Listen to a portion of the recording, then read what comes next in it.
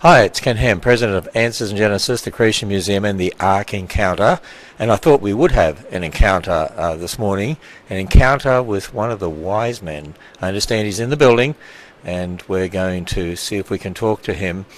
Just as we get underway here, we're actually at the Creation Museum and in the portico of the Creation Museum. Now outside you can see the Cataluma, the building that's set up where our live nativity will be. Those doors at the front open, and there'll be Mary and Joseph and the babe in a manger in there, and then some live animals outside, and then we've got all sorts of spectacular lights here at the Creation Museum. Christmas Town starts this Friday night, and tomorrow night, Tuesday evening, I'm going to be actually walking around the gardens and looking at the lights. We're going to turn them on after the public have left, just to test them out, and I'm going to give you a sneak preview of the lights here at the Creation Museum, and I want to be able to do that with you this week at the Ark as well, because the Ark is absolutely spectacular with the rainbow colours on the Ark and all the other things they've done down there. But here at the Creation Museum we've even added more lights since last year, and personally I believe this is the most spectacular light display at Christmas in the whole area. I know the Cincinnati Zoo has their Festival of Lights, and I took some of my grandkids there, and we enjoy going there and seeing that. But this is very different here at the Creation Museum. Just the way that the lights are so exquisitely presented and done up on the trees and all the other things that go with them. And of course we have a live nativity here. We have a wise man program, a drama. We have some special musical groups coming in as well. We have people in period costume. We have all sorts of special food. Lots of things happening here. And from 5 p.m. to 9 p.m. on each of the Christmas Town dates, you can go through the Creation Museum walkthrough for $5. You can also zip across the lake. There's an extra charge for that, but you can zip across the lake. There's 3 zip lines you can go on that open just for Christmas Town, and of course then they're shut down for the winter. And we also have camel rides, and there's a small charge for camel rides as well. And a turkey dinner, it's very, very popular. We go through thousands of them each year. $6.99 for a full turkey dinner in our Noah's Cafe. So here we are. Christmas Town begins this Friday, December 16, and goes through to the 23rd, and then again on the 26th to the 30th of December. Christmas Eve, Christmas Town is not on. We don't have the Creation Museum opened in the evening, but the hours for Christmas Eve will be 10 o'clock through to 3 o'clock, but you can come to the Creation Museum half price. And at the Ark, it's 9 o'clock to 3 o'clock on Christmas Eve, and you can go there half price as well. So what we're going to do, we're going to come into the Creation Museum, and wow, here we are. This is one of the wise men. Here we are, and you're one of the Magi from the East? I am. My name is Darlis, and I make this trek annually to the Creation Museum to tell the story of that first Christmas night.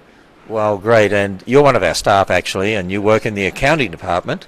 Yes. And Tom is his name, and Tom, I know your presentation is one of the very popular ones every year, and you're going to be on a stage over on the other side of the gardens. Yes.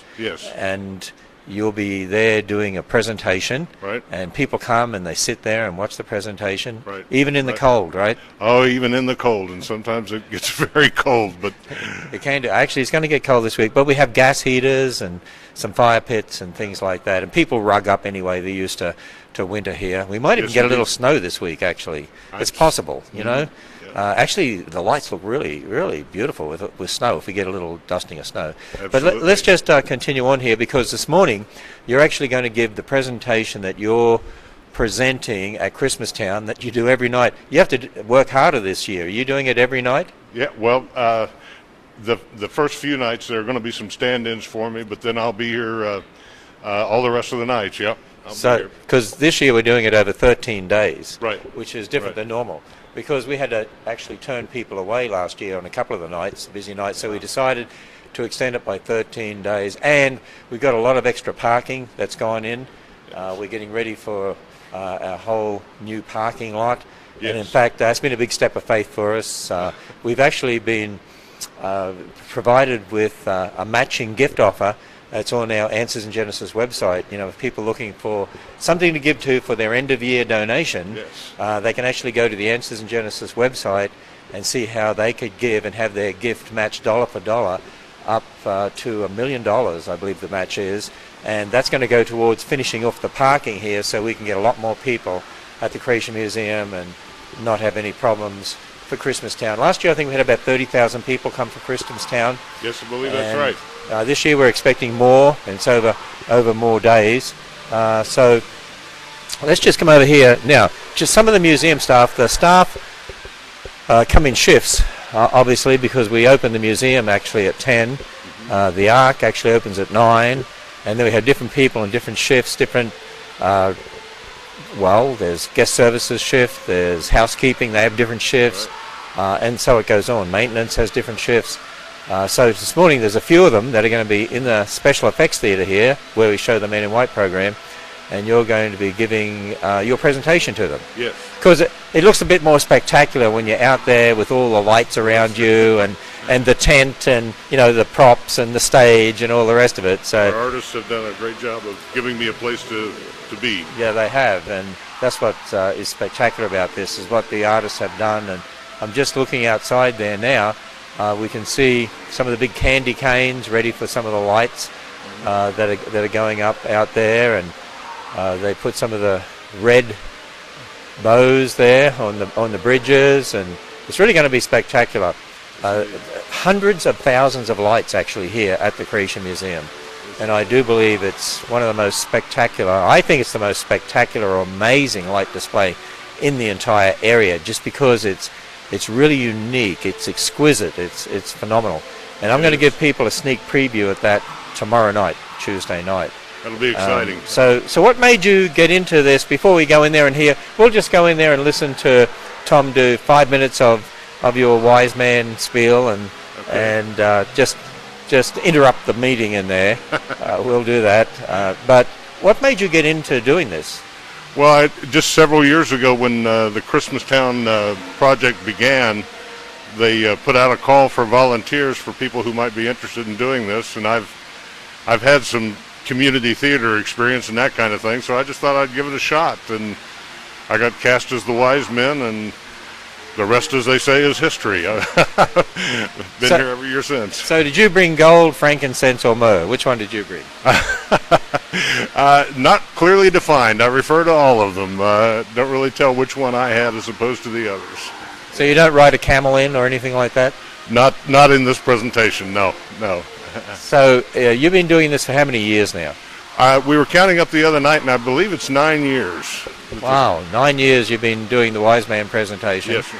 And it just, again, the only way we can do what we're doing here is because so many of our staff volunteer. Oh, yes. And then we have lots of our supporters who volunteer. That's right. And we also have extra people that we have to hire as well. I can see some of our staff out there in the grounds right now, all rugged up with their beanies on and their cardigans on, and they're still putting up some of the lights out there and getting the lights working. So let's move over to the Special Effects Theatre over here just a little closer.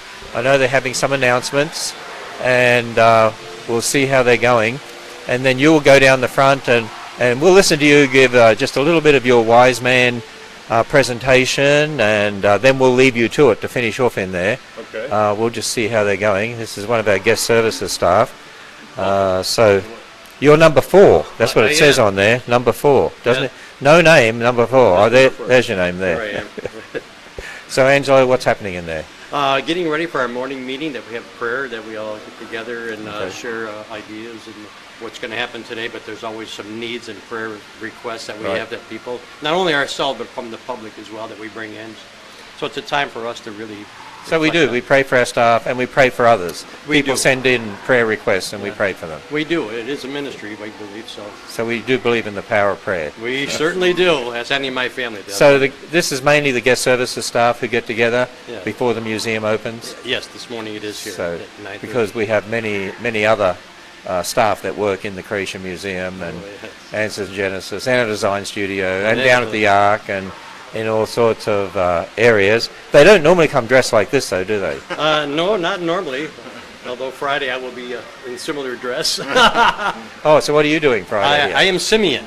Oh, you're Simeon? I play Simeon. Yeah, that's And so what will you do? Okay, Christmas Town opens Friday evening. So I'll Simeon. be out somewhere, then I will tell people the story of Simeon and what his purpose was in the Bible. So you sort of just walk around and then just people yes. gather and you do that? Yeah, they'll come together and I'll do something somewhat, not as lengthy as the Magi. Okay.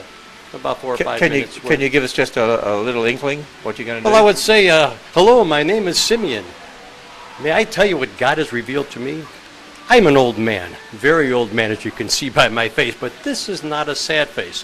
Why is it not sad, you may ask? It is because of what God has revealed to me.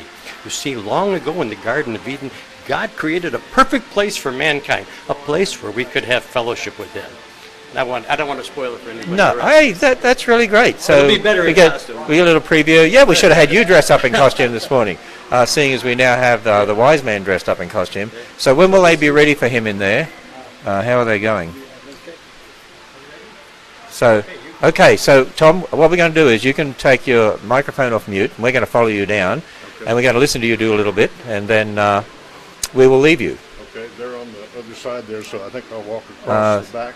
Okay, all right? That's fine. We'll follow you. So, alrighty, here we go. Yep. We came in here before and checked out the volume, and we're all on the other side. So we're hoping it's going to work this side.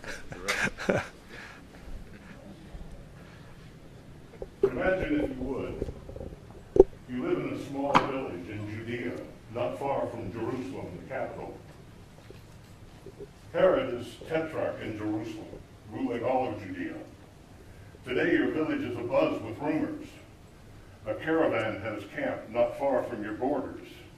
And you have been hearing stories of kings and magi and wealth beyond your wildest imagination. In the evening, curiosity finally takes over, and you must go and see for yourself. And when you do, you might see something like this. Greetings, friends. Greetings. I see you've been traveling on this cold night. I, too, have been in travel for a very long time. In my heart, I've been on a long and tiring journey, searching for truth and meaning and purpose for my life. It is this journey of my heart that has put my feet upon the road to Israel. But I get ahead of myself. Listen, friends. Listen, and I will tell you what God has done for me on this journey of my heart. My name is Darlus, and I am a Magi from the Far East. Magi serve the priestly duties of the people, but we also serve as advisors to Eastern royalty. If a king seeks counsel on an important matter, it is the Magi they call for. We are sometimes referred to as wise men because of our knowledge and our influence. We are the neck that turns the head of the king. Indeed, no Persian may become king unless he first masters our disciplines of science and philosophy, and we approve of him. So you see, in essence, we are the ones who choose the new kings. Now, travelers, you may think with my position and prestige I would be satisfied, content with my wealth and my influence, that I was happy. But I was not. Many Magi search for the meaning of life as intently as we study the lights above. Although it was believed there was a God, he was not solely worshipped. But I and many others believe there was but one true God, and that he alone should be exalted. We had studied the stars too intently to believe that such things could come into existence without a divine creator. And I knew that if I could find that creator, then the questions of my heart would be at an end, and my heart would be at rest. Many Magi joined me in this search for the one true God. Oh, all the religions that we looked at. But in the end, only one proved valid.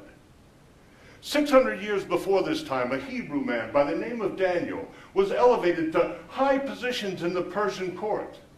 Because of his ability to interpret dreams, the kings that he served placed him in positions of high prestige, even setting him above the Magi. Well, no one could compete with Daniel's abilities. But he always claimed that it was his God that enabled him. And ultimately it was to Daniel's God, Yahweh, that I and many other Magi turned. Oh, we were excited to learn of this new God. The hours that we spent poring over those ancient Hebrew scrolls, the scriptures. What grand promises we read there. What great prophecies. What marvelous histories we saw. Why, we read how the God of the Hebrews had created the world in the span of 6 ordinary days, and all very good. We learned that because of man's rebellion, God cursed his good creation. But with the curse came the promise of a redeemer, a rescuer. But who could this rescuer be? After many years, the curse had so darkened God's good creation that he determined to destroy all flesh from the face of it with a flood that would cover the highest mountaintops. But travelers, his servant Noah found favor in his eyes. And for generations, Noah preached righteousness to the people while he prepared an ark for the salvation of his family and all who would listen. But in the end, no one would hear the message from Noah. So Noah and his family and the animals that God sent to him entered the ark and were saved alone. But travelers, not even this great deluge could purge the sin that lied deep within the heart of every man. Many years later, a man by the name of Jacob, the one they call Israel, called to himself his 12 sons, the fathers of the 12 tribes, and to each he prophesied their future. To his 4th son, Judah, he said, Judah, it is in you that your brothers shall praise. The scepter shall not depart from Judah. You are the whelp of a dog. Travelers, even now, there are those who refer to this new king as the Lion of Judah. You cannot believe what hope this brought to my heart. What things welled up within me as I read these things. But travelers, we knew by these words that this coming rescuer, this redeemer, would be a king. But the Magi have seen many kings come and go. How could a mere king save the entire world? Daniel wrote of a vision. He said, behold, one like the Son of Man, coming with the clouds of glory. And he came to the Ancient of Days, and they brought him near unto him. And to him was given power and glory and a kingdom, that all peoples, nations, and languages would serve him. And his dominion is an everlasting dominion. By these words, we knew that this coming king, this rescuer, would be none other than the Son of God himself. Oh, travelers, what joy this brought to my heart. What hope welled up within me as I read these things. Travelers, how I hoped and prayed that I might be alive to see this new king come. Abraham prayed and watched for Messiah. King David prayed and watched for Messiah. The Magi prayed and watched for Messiah. But travelers, our prayers were answered in a very special way, for we were alive when the new king came. One night, as we went out to study the sky, we looked up and we beheld a star. Never had I seen a light so bright in the night sky before. We did not sleep those first nights as we studied this phenomenon. And I cannot tell you the excitement when we realized that this star must be a sign from God that the time of the birth of the new king had come. Well, we had read in the scriptures how God made the sun stand completely still for an entire day, just so his people could defeat their enemies. And again, in the Chronicles of the Kings, how God made the sun appear to move backward. Surely a God that could do that could put one star in the sky to announce the birth of the King of Kings. Okay, we're going to leave Tom as he continues there. I know you probably want to see all of it and see the end of it, but I want to give you just a little taste of the presentation Tom will be doing there at the Christmastown drama time over there on the other side of the lake.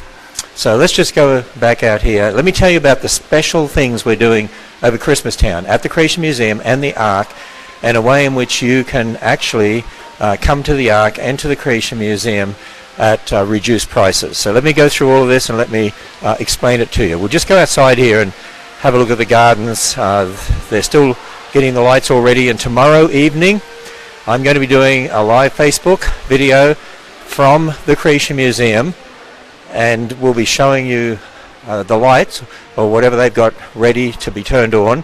It should be quite spectacular, actually. Let's just go out here for a moment. We'll go outside. Then I'll tell you about the special deals that we have, the special offers that we have. Okay, so you can see here's where they'll have some of the special food items, and then over on the other side of the lake as well we have special food. All sorts of things happening. It's going to be a buzz of activity, hive of activity when Christmastown starts. So first of all, the Christmastown dates are December 16, starting this Friday night from 5 p.m. to it's actually 5 p.m. to 9 p.m., but 5 p.m. to 8 p.m. because 8 p.m. is the last entrance, because we close the museum at 9 p.m., close the gates at 9 p.m. So people need to go out by 9 p.m. We close the gates for people coming in, I should say, at 8 p.m., but they'll be able to walk around the gardens and see everything until about 9 p.m. So that'll be December 16. That's free to come in here and go through the Garden of Lights, to actually come into the portico here in the Creation Museum and into the gift store. So there's no entrance fee for that, no parking fee or anything like that here at the Creation Museum. So December 16 through 23, and then December 26 through December 30. So remember that. And if you go to creationmuseum.org, you'll see the banner there. You can click on that and get all the information. Now, during those Christmastown nights, December 16 to 23 and 26 through 30, from 5 p.m. To 9 p.m. you can also go through the Creation Museum for $5 per person. So that's a greatly reduced fee and a special for you during this Christmas time. So the last entrance to that will be 8 p.m. That'll be from 5 to 9. Now, Christmas Eve, we're opening from 10 a.m. through to 3 p.m. So reduced hours, and Christmas Eve you can come to the Creation Museum for that time for half price. And we're doing the same down at the Ark. At the Ark Encounter, Christmas Eve from 9 a.m. to 3 p.m. it is opened. It opens an hour earlier at the Ark, 9 a.m. to 3 p.m. But on Christmas Eve you can come for half price. But you won't see the lights down at the Ark on Christmas Eve. Now, the same dates as Christmastown, December 16 through December 23 and December 26 through December 30, we have spectacular lights at the Ark. The Ark is lit up like a rainbow, all sorts of other spectacular lights around the lake and down to the petting zoo. And so, during the time of 5 p.m. to 9 p.m. Each night, last admission is 8 p.m., but from 5 to 9, you can come to the Ark for half price. With the Ark, you park at the parking area, and we're going to give parking free after 5 p.m. Right now, parking is $10 per vehicle because it's a very expensive parking lot we had to build, and we have 10 shuttles that have to shuttle people from the parking lot a mile down a valley and over to the Ark. So there's a lot of costs involved with running the Ark. But we're doing this special for you, so go to arkencounter.com and you can find out all the details where you can go to the Ark for half price from 5 p.m. to 9 p.m., although the last admission is 8 p.m. for each of those nights, December 16 through 23 and December 26 through 30. And then Christmas Eve, both the Creation Museum and the Ark, you can get in for half price at the Creation Museum from 10 a.m. to 3 p.m. and at the Ark from 9 a.m. to 3 p.m. you can get in for half price. So they're the specials. You can see that they're getting things ready here. It's hard to tell, you can't tell right now, but at night time and tomorrow night when they turn the lights on, this will be a blaze of lights through the entire garden. Absolutely exquisite. And I know it's going to get a little cold this week. You just need to rug up. And I just realized that we came outside the Creation Museum and we're locked out. They haven't waiting for somebody to open the door for us. There we go. So Oh, that's because we haven't opened yet. Let me see. Yeah, we open at 10 o'clock in 15 minutes.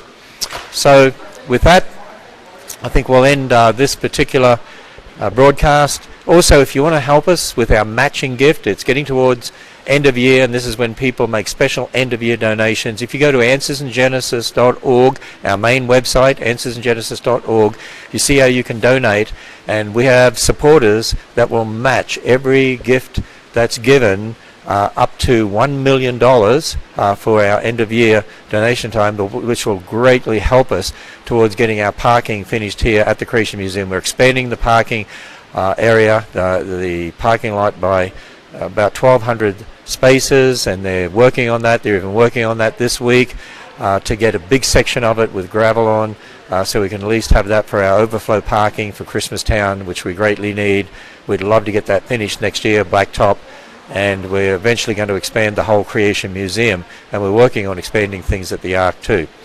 So find out about how you can help us in our end of year gifts. Go to answersandgenesis.org. So if you want to come back tomorrow night, keep an eye out for the notifications.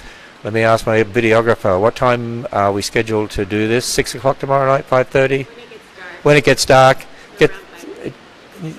It gets dark around 5:30. So somewhere around 5:30 to 6 p.m., somewhere in that area, we'll start the live broadcast. That's Eastern Time tomorrow night from the Creation Museum here, and give you just a little sneak preview of the spectacular lights that we have here. And with that, I'm signing off on this cool December day here in Northern Kentucky.